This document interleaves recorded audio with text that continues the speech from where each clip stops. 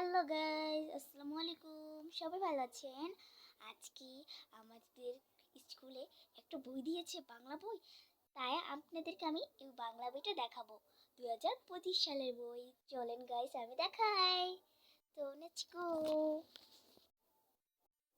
তো এই দেখেন, একটা আপু ছবি, 2025 সাল।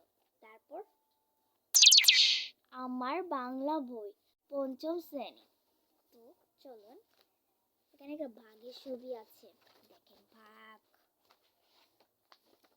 তো আপনাদেরকে আরো দেখাবো আমি। তার আমি খুলে দেখায়, আরো সুন্দর সুন্দর জিনিস আছে। এই যে জলপুরি একটা কবিতা আছে, দেখেন কবিতা। হ্যাঁ হ্যাঁ হ্যাঁ হ্যাঁ, অনেক সুন্দর। দেখো, এই কবিতার অনেক মজার একটা কবিতা। সেই কবিতাটা বলবো নাকি? বলবো? না, বলা লাগবে না। না, বলি বলি, আপনারা শুনে আমার। এক বনে এক থাকতো, কৃষক থাকতো। সে তার ঘরে কিছুই ছিল না। তারপর সে বনি আসলো। বনি হাঁটতে হাঁটতে সে বলল, এই যে একটা গাছ পেয়েছি, এই গাছটাকে আমি কাটি, কেটে আমি কাঠ পাবো বেশি। তাই যেমন বুদ্ধি সেমনই কাজ। তো সে কাজটা করতে করতে তার হাতুড়িটা পানির এখানে বসে পড়ে গেল। তারপরে সে কান্না করছে, হে হে, আমার কুড়ালটা পড়ে গেছে, কে আছে আমার কুড়ালটা তুলে দিবে? তারপর জলপরীটাও উঠে বলল, জল থেকে উঠে বলল, কি হয়েছে তোমার?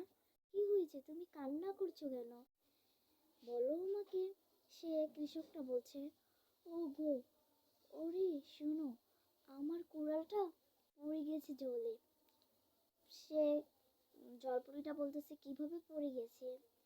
আমি কাজ করতে করতে পড়ে গেছে, গাছটা কাটতে লয়েছি, তারপরে পড়ে গেছে। বাড়ি গরিব সে।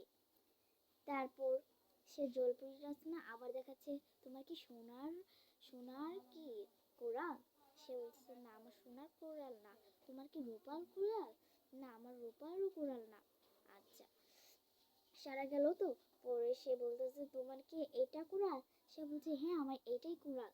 তোমাকে আমি কিভাবে ধন্যবাদ দেব, তুমি অনেক ভালো। সে বলতেছে, সমস্যা নেই, আবার দরকার পড়লে আমাকে ডাকবেন, তারপরে আমি পানির নিচ থেকে তোমাকে আবার সাহায্য করব, ঠিক আছে? সে বলছে, আচ্ছা, আবার কালকে দেখা হবে। সে তো নাচতে নাচতে বলছে, উয়া ইয়া উয়া, আমি আজ কি খুশি, আকাশে